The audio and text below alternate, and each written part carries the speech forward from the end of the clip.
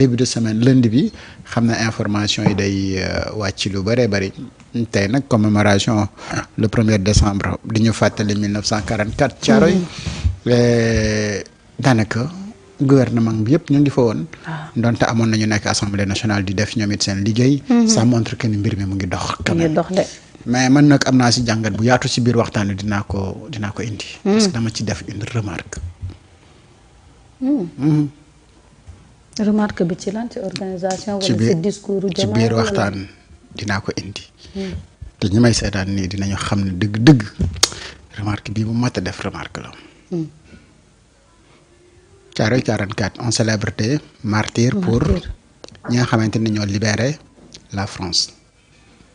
Où sont les libérateurs du Sénégal, les martyrs de cette révolution? Vous voulez nous parler de la paix sans parler de ces martyrs? Méritent-ils pas ñoom tamit de telles cérémonies? Méritent-ils pas de justice? Puisque le président de la République moom moo ne moom personnellement il ne menacerait aucun effort pour que lépp lu ñu warloo ak ces martyrs qui ont libéré la France ñun ñëpp dañ koy xeex pour que ça soit clair nañu bëgg loolu leer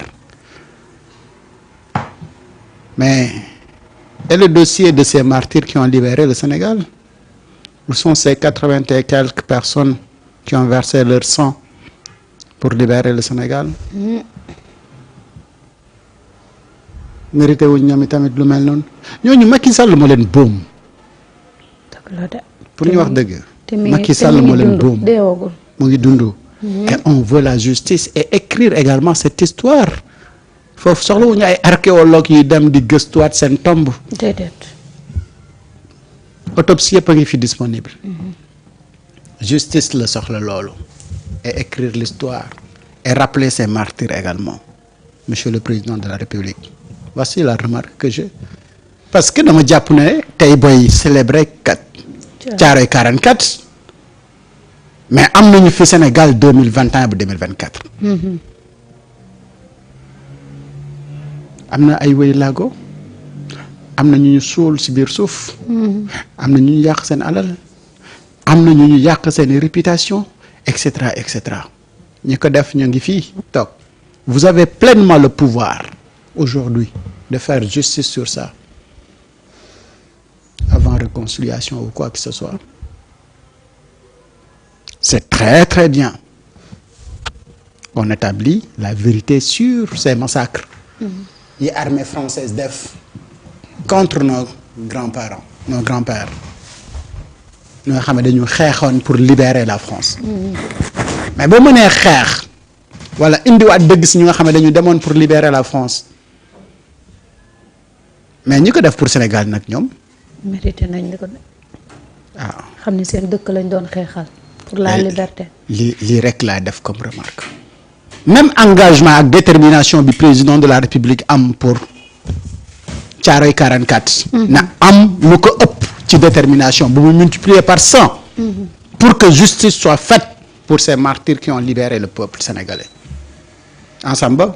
dama ci daggoon sax une partie ci discours am. pour te dire que j'avais le même sentiment. Parce que buy wax ne. heureusement. ci Thiaroye 44 bi muy def discours. mu ne nos enfants doivent connaître l'histoire de Thiaroye. mais nos enfants doivent également connaître l'histoire des martyrs du 2021 jusqu'à 2023. effort bi ngay def pour xam ce qui s'est passé ci Thiaroye 44 doo def genn wàll gi pour xam ce qui s'est passé de 2021 à 2023 parce que c'est une histoire récente et les Sénégalais ont besoin de savoir surtout cette génération-là qui a participé à ce combat-là ñoom tey boo leen laajoon entre connaître l'histoire de Thiaroye 44 wala connaître les événements du 2021 à 2023 ban moo leen ci gën a soxla ils vont te dire que les événements du 2021 de 2021 à 2023 parce que boobu lañ fekkee boobu la ñu participer. donc aujourd'hui comme dañu bëgg écrire histoire mais nañu commencé ci histoire bi gën a récente. boobu de histoire bu ñu war a nga xam jàngale ne ci école la.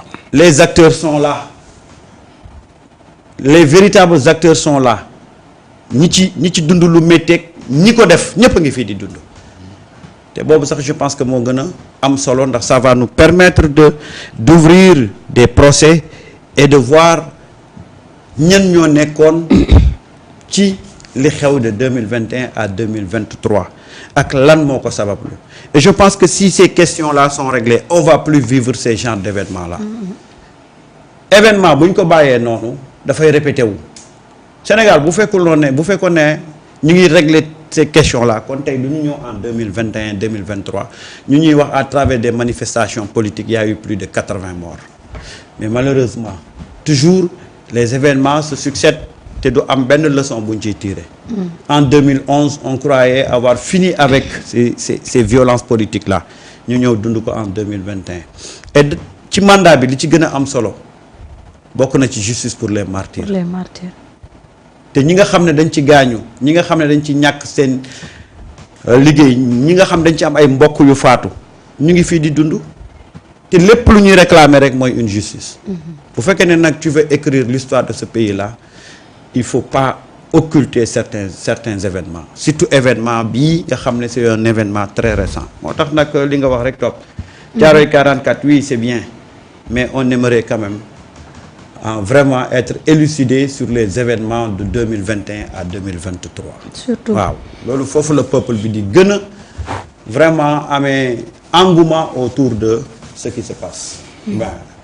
On va observer pour voir. ñaar yëpp massacre la. ñaar yëpp massacre égal massacre. massacre bii nag. moo gën. bala ñuy bàyyi jaan ji di dem ñuy toppaat ci watit wi di dóor yaa ngi gis jaan ja war a dóor dem di toppi ay watitu jaan di dóor mais nañu régler bi. ñi nga xamante ni yow tu es témoin de l'histoire et tu es même victime de cette histoire. Et donc régler loolu comme ni ko Samba waxee ça ne prend pas de temps effort yi ngay def fële pour xam la vérité sur Thiaroye 44 mais genn wàllaati gi doo ko def pour connaître la vérité sur cette histoire des martyrs. Et comme ñun on a dit tout à l'heure ñale dañu libérer France mais ñi libérer le peuple sénégalais.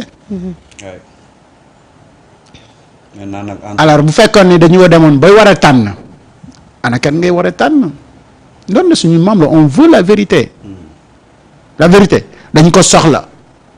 Il est inadmissible que la France ñëw en Afrique buum ay nit yu nga xamante ni daf leen soxla woon ñu jàppale ko mu ñëw def benn massacre ba pare casser la vérité mais loolu su ko France defee est-ce que un autre Sénégalais war na def même chose que la France mooy que ni am na massacre yu fi am na ay martyrs te auteurs yëpp a ngi fii.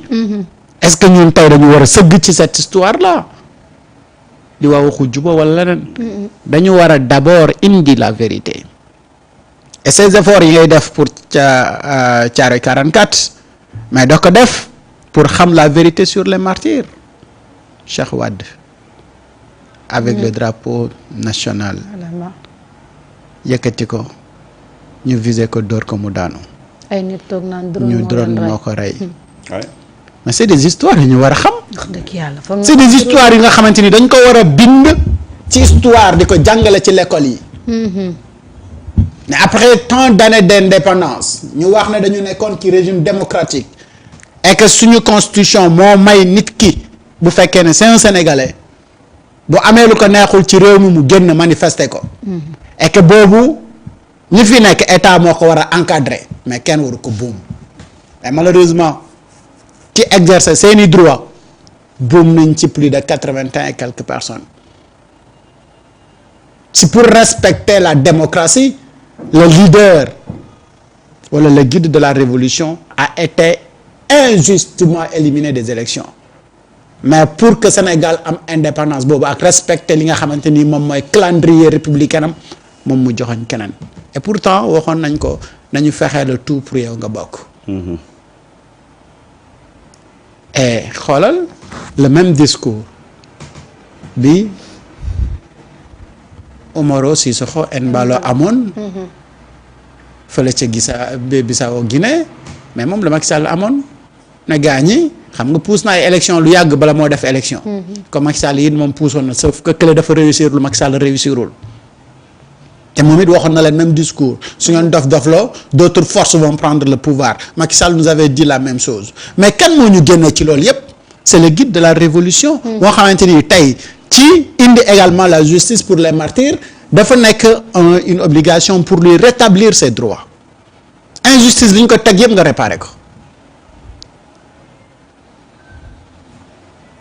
mais lii tamit monsieur le président cette histoire également nañu fexe ni ngelawaay histoire bi bu mu réer nañu fexe ngelawaay histoire bi it ñu bind ko ba nga xamante ni dinañ ko mën a jàngale ci école yi parce que ñi faatu seeni doom ak seeni jarbaat ak ñooñu suba dañuy wax suñu maam waaw fa bokkoon ci martyr yi libéré woon le peuple sénégalais histoire boobu bu ñu ko bindulee beneen président encore daf fi ñëwaat pour jéem a xool histoire bu nga xamante ni fekkewul ko woon te ñun ñu am sens su fekkee histoire boobu war ko mën a bind comme le disait notre professeur d'histoire géo bi ñu doon wax histoire du lenn lu dul les événements d'aujourd'hui bu ñu nettali demain c'est ça l'histoire mais gis nga ce qui va nous permettre d'écrire l'histoire c'est quand la justice sera faite mais si la justice n'est pas faite ku nekk da ngay am sa version booy décrire l'histoire justice moo ñu mën a wax qu'est-ce qui s'est passé et qui a fait quoi dans cette histoire-là parce que loolu mooy tax tey bu ñu waree bind histoire au moins ñu am un point de départ les événements yi nga xam ne am na fi mais c'est-à-dire que da ngay dem ba benn moment tu te demandes est-ce que c'était des Sénégalais en face des Sénégalais nous avons vécu des événements tellement douloureux ba nga xam ne dafa nekk ba tey ci suñu conscience et que pour que ñu mën ci décharger wu tuuti il faut que justice soit faite par rapport à ces événements-là on ne devait même pas di toog sax di ko def di toog ba heure bi naan justice bi lu muy xaar parce que nag dëkk loolu moo koy defar gis nga une nation dañ koy bâtir autour d'une justice solide si cette justice-là n'est pas solide